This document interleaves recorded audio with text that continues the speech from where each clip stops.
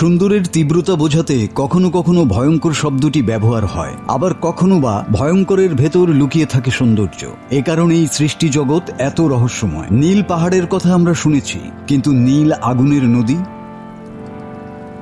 পৃথিবীর অন্যতম ভয়াবহ অথচ মোহময় এক প্রাকৃতিক বিস্ময় লুকিয়ে আছে উত্তর পূর্ব ইথিওপিয়ায়, যার নাম ডানাকিল ডিপ্রেশন।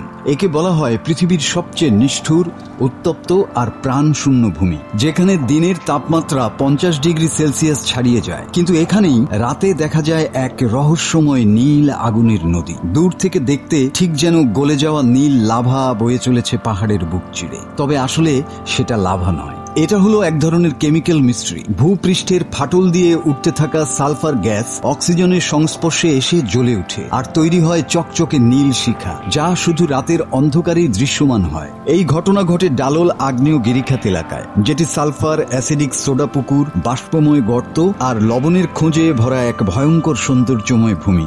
ভূপ্রাকৃতিক দিক থেকে এটি পৃথিবীর সবচেয়ে বিস্ময়কর ও গবেষণাযোগ্য স্থানগুলোর একটি। Danakil Depression East African Rift ভ্যালিতে অবস্থিত, যেখানে পৃথিবীর টেকটনিক প্লেটগুলো ধীরে ধীরে আলাদা হয়ে যাচ্ছে। এই ফাটলের ভেতর দিয়েই ম্যাগমা উঠে আসে পৃষ্ঠের কাছে, সৃষ্টি করে এমন নানাবিধ ভূপ্রাকৃতিক বিস্ময়। ইন্দোনেশিয়ার কাওয়াউজানে নীল আগুনের দৃশ্য বেশি পরিচিত হলেও ইথিওপিয়ার এই দৃশ্য যতটা জাদুকরী ততটাই রহস্যময়। মাসুদ হাসান, বাংলা টিভি।